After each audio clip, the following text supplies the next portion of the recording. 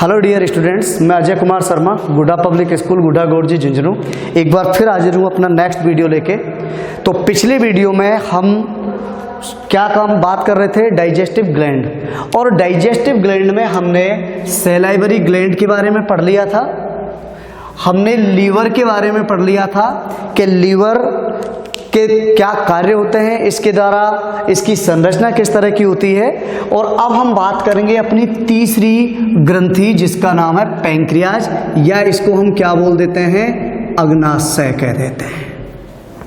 ठीक है, अब देखो कि हम नेक्स्ट बात करेंगे सब अग्नाशय के बारे में। तो अग्नाशय को हम क्या कहते हैं, देखो एक चीज और याद रखना, ये दूसरी सबसे बड़ी पाचक ग्रंथि है। अपन बात करते हैं सब फर्स्ट सबसे बड़ी पाचक ग्रंथि के अंदर किसको शामिल किया गया था, लीवर को, कि ये हमारे शरीर की सबसे बड़ी डाइजेस्टिव ग्लैंड है।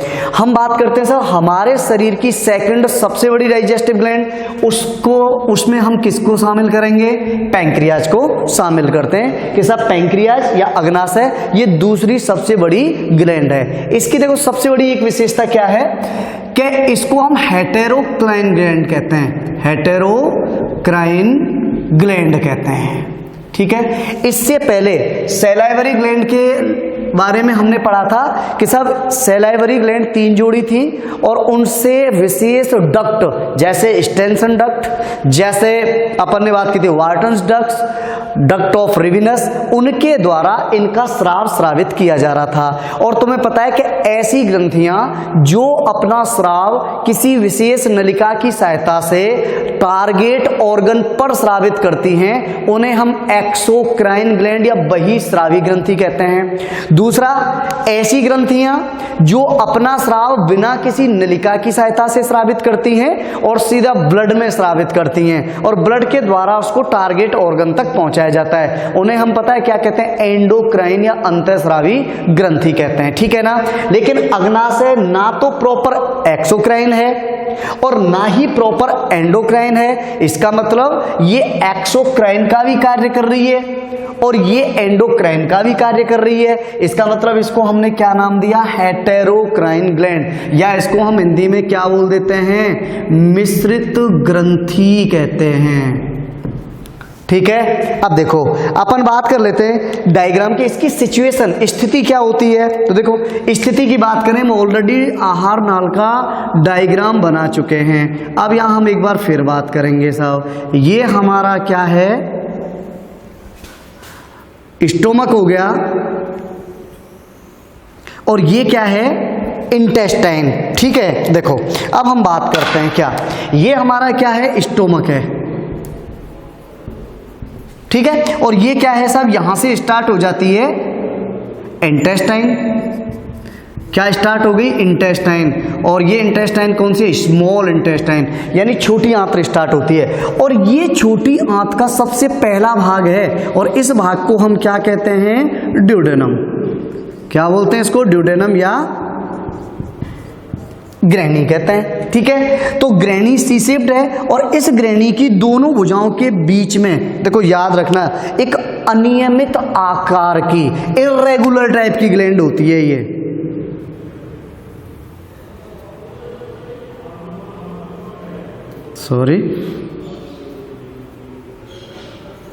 ये इस टाइप की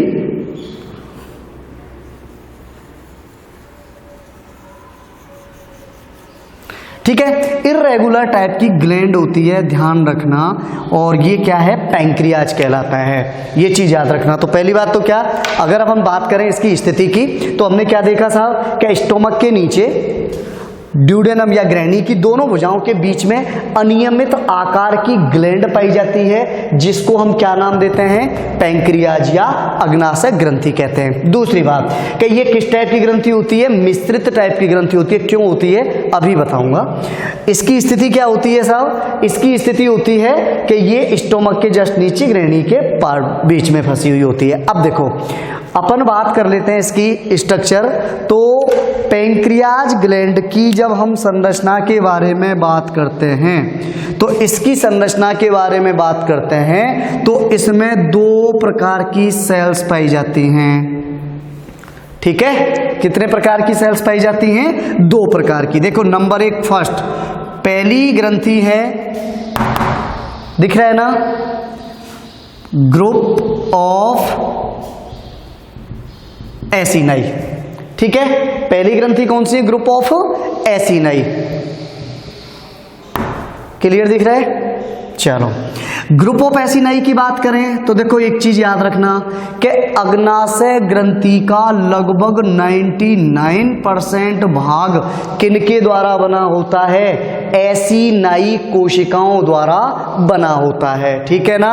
अच्छा, दूसरी बात, ये किस टाइप की सेल होती है साहब? फ्लावर लाइक सेल होती हैं, यानी पुष्प के आकार की क्या होती हैं? ये कोशिकाएं होती हैं। ठीक है। दूसरा ये ध्यान रखना, कोवियोइडल एपिथेलियम टाइप की होती हैं। ठीक है ना, यानी एपिथेलियल टिश्यू के द्वारा निर्मित सेल्स होती हैं। ठीक है ना। तीसरा क्या होता है कि ये जो एसिनाई होती है ना, इनकी प्रकृति पता है कैसी होती है? एक्सोक्राइन टाइप की होती है, यानी बहिस्रावी प्रकार की होती हैं। और बहिस्रावी प्रकार की क्यों होती हैं? क्योंकि एसिनाई से विशेष प्रकार की क्या निकलती हैं? देखो ध्यान रखना, इससे विशेष प्रकार की पैंक्रिएटिक डक्ट्यूल्स निकलती हैं। क्या निकलती हैं? अग्नाशयी वाहिनियां। और ये पैंक्रिएटिक डक्ट्यूल्स आपस में मिलकर क्या बनाती हैं? देखो ध्यान रखना, ये बनाती हैं डक्ट ऑफ विर्संग, और इसकी सहायक नलिका या सहायक डक्ट्यूल्स होती हैं जिनको हम बोल देते हैं डक्ट ऑफ सेंटोरिनी। क्या बोलते हैं? तो एक चीज ध्यान रखना, कई बार पूछ लिया जाता है सर डक्ट ऑफ विर्संग कहाँ पाई जाती हैं? तो याद रखना, पैंक्रियाज ग्लैंड की जो एसिनाई होती हैं वो एसिनाई क्या बनाती हैं? मिलकर डक्ट, यानी पैंक्रिएटिक डक्ट्यूल्स, अग्नाशयी वाहिनियां मिलकर डक्ट ऑफ विर्संग, और इसकी सहायक नलिका, ध्यान रखना, डक्ट ऑफ सेंटोरिनी क्या होती हैं? सहायक नलिकाएं होती हैं, कोडक्ट्यूल्स होती हैं। ठीक है। अब हमने क्लियर कर लिया, मैंने अभी एक्सोक्राइन ग्लैंड्स की परिभाषा बताई थी कि वे ग्रंथियां जो किसी नलिका की सहायता से अपना सीक्रेशन टारगेट ऑर्गन तक पहुंचाती हैं। हमने देखा साहब अग्नाशय में क्या होता है कि अनेक इस तरह की फ्लावर लाइक स्ट्रक्चर होती हैं, इस तरह की स्ट्रक्चर होती हैं। ठीक है ना, ये अनेक। ठीक, इनकी अगर हम बाहर बात करें तो जैसे इसकी सिचुएशन इस तरह की होती है, जैसे ये सेल है,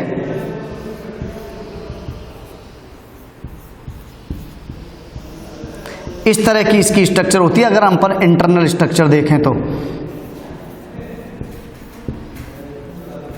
ठीक है। ये जो रेड कलर की मैंने सेल बनाई हैं, ये रेड कलर की सेल क्या होती हैं? एसिनाई कहलाती हैं, और इनकी मात्रा देखो बहुत ज्यादा है। और उसके अलावा हम बात करते हैं, ये किस टाइप की थी? एक्सोक्राइन टाइप की। ठीक है। हमने इसकी संरचना, काम क्या करती हैं एसिनाई, काम क्या करती हैं? तो बेटा याद रखना कि जो पैंक्रिएटिक जूस या इसको हम बोलते हैं अग्नाशयी रस, किसके द्वारा स्रावित किया जाता है? एसिनाई द्वारा स्रावित किया जाता है। और ये अग्नाशयी रस किसके द्वारा? पैंक्रिएटिक डक्ट, ये रही, ये क्या है? पैंक्रिएटिक डक्ट, इसके द्वारा ये द्रव कहां स्रावित किया जाता है? ड्यूडेनम, यानी छोटी आंत्र के ग्रहणी भाग में ये रस क्या किया जाता है? स्रावित किया जाता है। यहां हम ऑलरेडी पढ़ ही चुके हैं भाई। देखो ध्यान रखना, इससे दूसरा कौन जुड़ा होता है? लीवर जुड़ा होता है ना। तो वो हम पिछले वीडियो में पढ़ चुके हैं, इसलिए लीवर के बारे में हम ज़्यादा बात करेंगे नहीं। अब सुनो, ये हो गया। दूसरी बात हम करेंगे कि इसमें अगली सेल्स, देखो यहाँ दिख रहा है तुम्हें, ये सेल्स दिखाई दे रही हैं, ये रही कुछ, ये रही,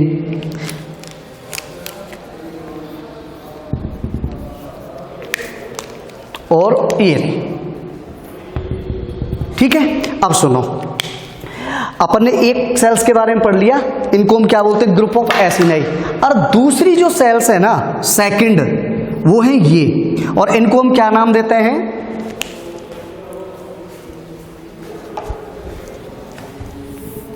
देखो, सेकंड को हम नाम देंगे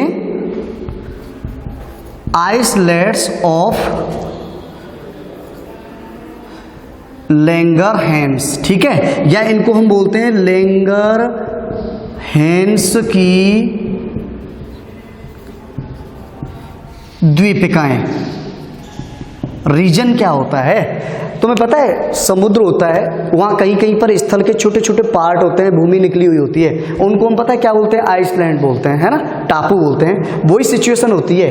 99% क्या है? ऐसी नहीं कोशिकाएं। इनके बीच बीच में जगह जगह पर क्या बिखरी होती हैं? लैंगरहैंस कोशिकाएं। और इन कोशिकाओं को हम क्या कहते हैं सब? Islets of Langerhans. इनकी खोज लैंगरहैंस नामक वैज्ञानिक ने की थी और उनके आधार पर ही हम इनको क्या नाम दे दिया हमने? आइसलेट्स ऑफ लैंगरहैंस या लैंगरहैंस की द्वीपिकाएं, ठीक है। देखो एक चीज ध्यान रखना, लैंगरहैंस की द्वीपिकाओं में 3 टाइप की सेल होती हैं। जैसे मैंने एक नॉर्मल सा डायग्राम से समझाने की कोशिश की है, ध्यान दोगे, केवल एक रफ डायग्राम है ये। इसमें जैसे number 1 alpha cells, number 2 beta cells, number 3 delta sales, ठीक है। अल्फा सेल काम क्या होता है सब? अल्फा सेल्स का काम होता है ग्लूकागोन हार्मोन स्राव करना, ग्लूकागोन हार्मोन सिक्रेशन, ठीक है। बीटा सेल्स का क्या होता है? देखो एक चीज और याद रखना कि आइसलेट्स ऑफ लैंगरहैंस में सबसे ज्यादा मात्रा बीटा सेल्स की होती है और इनके द्वारा सर क्या स्रावित होता है? इंसुलिन। इनके द्वारा क्या होगा? इंसुलिन। और डेल्टा है, इसके द्वारा सोमैटोस्टेटिन है। उसके अलावा जैसे सीरोटोनिन वगैरह है वो भी स्रावित होते हैं, लेकिन मेन हार्मोन क्या है? सोमैटोस्टेटिन। देखो ध्यान रखना कहाँ काम। अब पहली बात, आइसलेट्स ऑफ लैंगरहैंस किस टाइप की होती हैं? सब एंडोक्राइन टाइप की होती हैं, अंतःस्रावी प्रकार की होती हैं। अब देखो हम पढ़ चुके हैं, एसिनाई कैसी थी? एक्सोक्राइन टाइप की। लैंगरहैंस कोशिकाएं कैसी हैं? एंडो अंतःस्रावी टाइप की। तो पेंक्रियाज ग्रंथि कैसी हो गई? मिश्रित ग्रंथि हो गई। रीजन क्योंकि इसमें दोनों टाइप की हैं सब, यानी इसको हम पूरी तरह से एक्सोक्राइन भी नहीं कह सकते क्योंकि इसमें लैंगरहैंस की द्वीपिका एंडोक्राइन टाइप की है। इसको हम एंडोक्राइन टाइप भी नहीं कह सकते क्योंकि इसमें एसिनाई कैसी है? एक्सोक्राइन। दोनों टाइप की हैं, इसका मतलब हमने इसको क्या नाम दे दिया? मिश्रित ग्रंथि। और ये दोनों तरह की भूमिका निभाती हैं साहब। एक्सोक्राइन टाइप की तो ये पैंक्रेट यानी अग्नाशय रस स्रावित करके, और हम बात करते हैं साहब अंतःस्रावी टाइप की, तो इसके द्वारा विशेष हार्मोन ग्लूकागोन हार्मोन। याद रखना हमारी बॉडी में कई बार शुगर का लेवल डाउन हो जाता है, और शुगर का लेवल डाउन हो जाता है तो ऐसी सिचुएशन में क्या होता है कि हमारे यकृत में जो ग्लाइकोजन स्टोर है ना, उस ग्लाइकोजन को हम किस में कन्वर्ट करते हैं? ग्लूकोज में। इसका मतलब ग्लूकागोन हार्मोन हमारे ब्लड के अंदर शुगर लेवल को अप करता है, बढ़ाता है, ठीक है। सेकंड बात करते हैं हम बीटा सेल्स। बीटा सेल्स के द्वारा इंसुलिन स्रावित होता है सब। और इंसुलिन क्या होता है? हमारे ब्लड में जब शुगर लेवल या ग्लूकोज की मात्रा बढ़ जाती है तो उस ग्लूकोज को वापस किस में कन्वर्ट करता है? यानी अतिरिक्त ग्लूकोज को ग्लाइकोजन में कन्वर्ट करने का काम किया जाता है। किसके द्वारा? इंसुलिन के द्वारा, ठीक है। डेल्टा सेल्स द्वारा सोमैटोस्टेटिन। सोमैटोस्टेटिन का काम क्या होता है कि ये हमारे ब्लड में ग्लूकागोन और इंसुलिन हार्मोन के लेवल को मेंटेन करता है। क्वेश्चन पूछ लेते हैं कि सर अगर इनका लेवल ऊंचा नीचा हो जाए तो क्या फर्क पड़ेगा? मैं तुमसे पूछ लेता हूं, बताओ क्या प्रभाव पड़ेगा? तो बेटा याद रखना, अगर इंसुलिन हार्मोन है, इस इंसुलिन हार्मोन की कमी हो जाए तो जिस ग्लूकोज की मात्रा हमारे ब्लड में बढ़ रही थी क्या वो कम हो पाएगी? नहीं हो पाएगी। यानी ग्लूकोज का लेवल हमारे ब्लड में बढ़ता चला जाएगा, बहुत ज्यादा बढ़ जाएगा। और तुम्हें पता है ऐसी सिचुएशन में हमारा जो शुगर है वो क्या है? अपने यूरिन के थ्रू बॉडी से बाहर निकलना स्टार्ट हो जाता है, डायबिटीज कहते हैं, जैसे मधुमेह रोग कहते हैं, ठीक है ना। अगर ग्लूकागोन हार्मोन की मात्रा कम कर दी जाए तो ऐसी सिचुएशन में क्या होगा साहब कि जब हमारी बॉडी को ग्लूकोज या हमारे ब्लड में ग्लूकोज का लेवल कम हो गया, तो ऐसी स्थिति में क्या है कि ये ग्लूकागॉन ग्लाइकोजन को किस में कन्वर्ट करता है, ग्लूकोज में, तो वो प्रोसेस नहीं होगी तो ग्लूकोज की पूर्ति नहीं होगी। इसलिए इनका एक निश्चित लेवल मेंटेन करना क्या होता है, कंपलसरी होता है, ठीक है ना। तो ये चीज ध्यान रखना। तो ये जो सेल्स दिखाई दे रही हैं ऐसी नहीं, इनके द्वारा क्या स्रावित होता है, पैंक्रिएटिक जूस स्रावित होता है। अब याद रखना हम पढ़ रहे हैं डाइजेस्टिव सिस्टम, ठीक है। इसका मतलब हमें इन आइसोलेट्स ऑफ लैंगरहैंस से कोई लेना देना नहीं है, क्योंकि इस चैप्टर के अंदर हम केवल इसके बहिस्रावी भाग के बारे में ही जानकारी प्राप्त करेंगे, ठीक है। तो देखो सुनो, आगे की बात कर लेते हैं। अब हम बात करेंगे साहब कि हमने अभी पढ़ा पैंक्रिएटिक जूस क्या होता है। तो देखो सुनो, पैंक्रिएटिक जूस की बात करें साहब, अग्नाशयी रस, क्या बोलते हैं इसको, अग्नाशयी रस कहते हैं। और ये अग्नाशयी रस कहाँ स्रावित होता है साहब, ग्रहणी भाग में, छोटी आंत्र के कौन से, ध्यान रखना, अग्नाशयी किस में स्रावित हुआ, छोटी आंत्र के ग्रहणी भाग में। तो तुम्हें पता होगा डाइजेशन की सबसे मेन और सर्वाधिक जो प्रोसेस संपन्न होती है ना, वो इसी भाग में होती है साहब। रीजन, क्योंकि लीवर से पित्त का स्राव भी इसी भाग में होता है, अग्नाशयी रस का स्राव भी इसी भाग में होता है। इसका मतलब आवश्यक सारे डाइजेस्टिव एंजाइम हैं वो इसी भाग में सीक्रेट किए जाते हैं। इसका मतलब पाचन की क्रिया भी यही होगी सबसे ज्यादा। तो बेटा याद रखना कि अग्नाशयी रस प्रतिदिन हमारे अग्नाशय से लगभग कितना, 1.5 लीटर के समथिंग पर डे स्रावित किया जाता है। और लीवर द्वारा जो पित्त रस है वो लगभग कितना, 500 से 700 ml पर डे के हिसाब से स्रावित होता है, ठीक है। 1.5 लीटर स्रावित होता है। इसमें भी अधिकांश मात्रा सर क्या होती है, जल की होती है। और जल के साथ इसमें कुछ विशेष प्रकार के, देखो एक चीज याद रखना, लवण है, सोडियम पोटेशियम आदि इसमें पाए जाते हैं, ठीक है ना। उनका पाया जाना कंपलसरी भी होता है कि सब उन लवणों के माध्यम से हम क्या करते हैं, भोजन के माध्यम को अम्लीय से क्या है, क्षारीय बनाते हैं। इसका काम पित्त पहले ही कर चुका है, ध्यान रखना, ठीक है। इसके बारे में हम पिछले वीडियो में पढ़ चुके। दूसरी बात, अनेक एंजाइम पाए जाते हैं साहब इसमें, जैसे देखो मुख्य अगर हम एंजाइम की बात करें तो इसमें ट्रिप्सिनोजन, कौन सा, ट्रिप्सिनोजन। इसमें साहब बात करें अपन काइमोट्रिप्सिनोजन, काइमोट्रिप्सिनोजन। अपन बात करें साहब प्रोकार्बोक्सी पेप्टिडेज, प्रोकार्बोक्सी पेप्टिडेज। बात करें साहब इसमें प्रोइलेस्टेस, प्रोइलेस्टेस, ठीक है। इसके अलावा हम बात करें पैंक्रिएटिक लाइपेज, क्या, पैंक्रिएटिक लाइपेज, ठीक है ना, और पैंक्रिएटिक एमाइलेज। इस तरह से इसमें अनेक एंजाइम पाए जाते हैं। तो तुम्हें पता है ट्रिप्सिनोजन है सब, याद रखना टोटल एंजाइम इनएक्टिव फॉर्म में होते हैं, ठीक है ना, जिनको क्या होता है साहब कि ड्यूडेनम के अंदर स्रावित विशेष एंजाइम जैसे या तो सीसीके या कोलेसिस्टोकाइनिन और या फिर उसको अपन क्या बोल देते हैं साहब एसिटाइल कोलिन द्वारा एक्टिवेट किए जाते हैं, सक्रिय किए जाते हैं, जिससे ट्रिप्सिनोजन ट्रिप्सिन में चेंज हो जाता है, ठीक है ना। काइमोट्रिप्सिनोजन है वो काइमोट्रिप्सिन में चेंज हो जाता है। प्रोकार्बोक्सी पेप्टिडेज है वो पेप्टिडेज में, इनके द्वारा तुम्हें पता है प्रोटीन्स वगैरह हैं उनको क्या किया जाता है, डाइजेस्ट किया जाता है और प्रोटीन को उसकी जटिल फॉर्म से किस में कन्वर्ट कर दिया जाता है साहब, सरल फॉर्म में। पैंक्रिएटिक लाइपेज प्रोइलेस्टेस है, इससे हमारे भोजन में उपस्थित अनेक इलास्टिन फाइबर वगैरह होते हैं उनका पाचन होता है। पैंक्रिएटिक लाइपेज, देखो लाइपेज मुख्य याद रखना, लाइपेज एंजाइम था वो आमाशय में भी क्या हो रहा था साहब, सीक्रेट हो रहा था, लेकिन आमाशय वाला लाइपेज होता है वो इतना स्ट्रॉन्ग नहीं होता, तो वो सिंपल वसा का पाचन तो कर देता है, लेकिन क्या हो गया पैंक्रिएटिक लाइपेज ये वसा का मुख्य पाचन करने वाला मेन एंजाइम होता है। और इसके बाद एमाइलेज है जिसके द्वारा अपन बात करें सब कुछ कार्बोहाइड्रेट्स वगैरह एमाइलेज या स्टार्च के पाचन में इसकी मुख्य भूमिका होती है, ठीक है ना।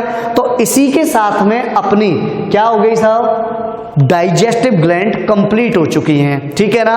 अब हम अगले वीडियो में स्टार्ट करेंगे फिजियोलॉजी ऑफ डाइजेशन या डाइजेशन की प्रक्रिया, ठीक है। धन्यवाद।